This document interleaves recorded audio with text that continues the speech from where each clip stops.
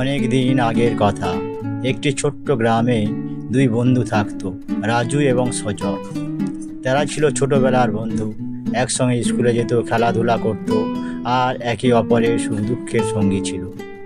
রাজু ছিল একটু ধীর স্বভাবের, কিন্তু তার মন ছিল সাদা কাগজের মতো পরিষ্কার। অন্যদিকে সজল ছিল তেজি এবং বুদ্ধিমান।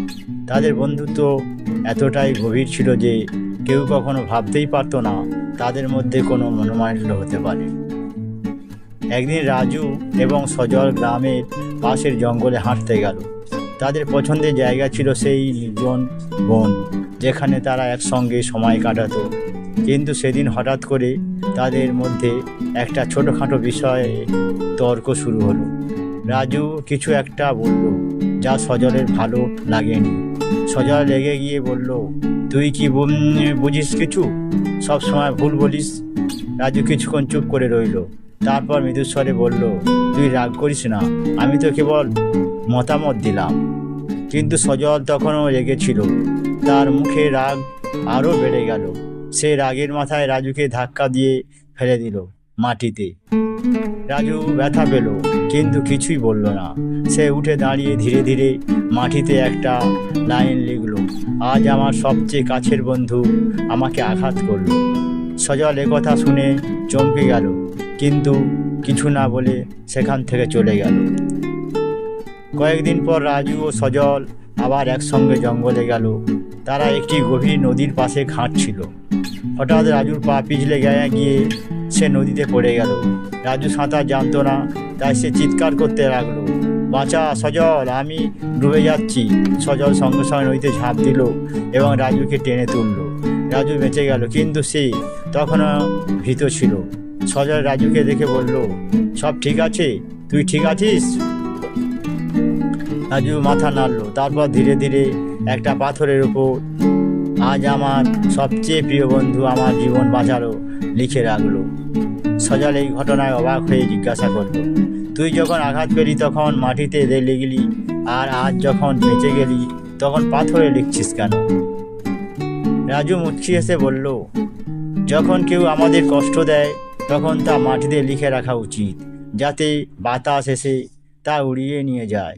কিন্তু যখন কেউ আমাদের ভালোবাসে বা সাহায্য করে তখনও তা পাথরে খোদাই করে রাখা উচিত, যাতে তা কখনো মুছে না যায়। সজল রাজুর কথা শুনে স্তব্ধ হয়ে গেল। সে বুঝতে পারল সত্যিকারের বন্ধুত্ব কখনো ছোটোখাটো রাগ বা মনোমালিন্য দিয়ে বিচার করা যায় না। জীবনে এমন অনেক সময় আসে যখন আমরা ভুল বুঝি বা রাগ করি, কিন্তু তা বেশিক্ষণ ধরে রাখা উচিত নয়।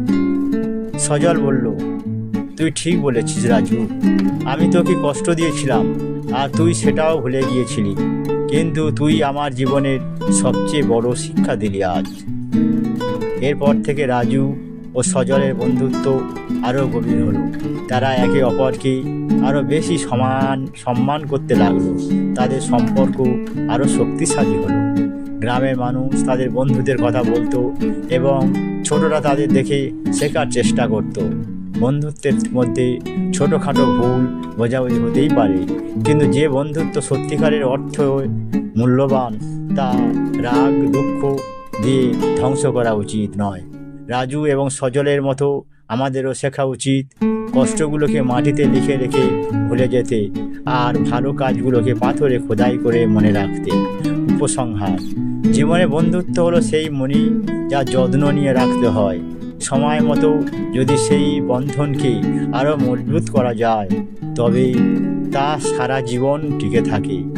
রাজু ও সজলের বন্ধুত্ব আমাদের শেখায় ক্ষমা করা এবং কৃতজ্ঞতা প্রকাশ করাই বন্ধুত্বের আসল অর্থ।